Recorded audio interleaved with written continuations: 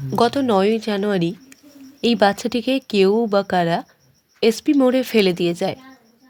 তারপর বাচ্চাটির অ্যাক্সিডেন্ট হয় এবং বাচ্চাটির দুটি হিপ জয়েন্টেই খুব জোর আঘাত লাগে। পার্থপ্রতিম দাস ওরফে আমাদের ছোট্ট সদস্য গুড্ডু ওকে আমাদের কাছে নিয়ে আসে। ওর চিকিৎসা শুরু হয়। গুড্ডু প্রতিদিন ওকে নিজের হাতে ওষুধ খাওয়াতো। ও কিছুদিনের মধ্যে যখন সুস্থ হয়ে উঠল, দুপায়ে আবার দাঁড়াতে শিখল, তখনই আবার অন্য একটি বড় কুকুর ওকে কামড়ায় এবং ওকে মেরে ওর বাঁ পায়ের হিপ জয়েন্টে ভেঙে দেয় এবং হাড়টা বাইরে বেরিয়ে চলে আসে। শুরু হয় আবার ওকে বাঁচানোর লড়াই।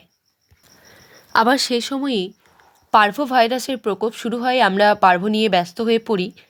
ওই বাচ্চাটির কাছে সবসময় আমরা যেতে পারতাম না, কারণ পার্ভো জানেন আপনারা খুবই একটা ছোঁয়াচে, বাচ্চাটির সহজে হয়ে যেতে পারত। তখন আমাদের ছোট্ট সদস্য গুড্ডু প্রতিনিয়ত গিয়ে গিয়ে বাচ্চাটিকে নিজের হাতে কিনে ওষুধ খাইয়েছে, বাচ্চাটির খেয়াল রেখেছে এবং বাচ্চাটিকে নিয়মিত পুষ্টিকর খাবার খাইয়েছে। গুড্ডুর আজকে বাচ্চাটির এত আদর যত্নের জন্যই প্রায় 4 কেজি ওজন হয়েছে এবং অনেকটা বড় হয়েছে।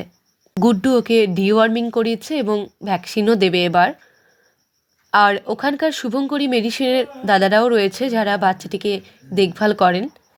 গুড্ডুকে অনেক অনেক ধন্যবাদ জানাই, কারণ বয়স কম হওয়া সত্ত্বেও ও যে এরকম একটা অবলা জীবকে নিজের হাতে ভালো করে তুলেছে, এটা আমাদের কাছে অনেক পাওয়া।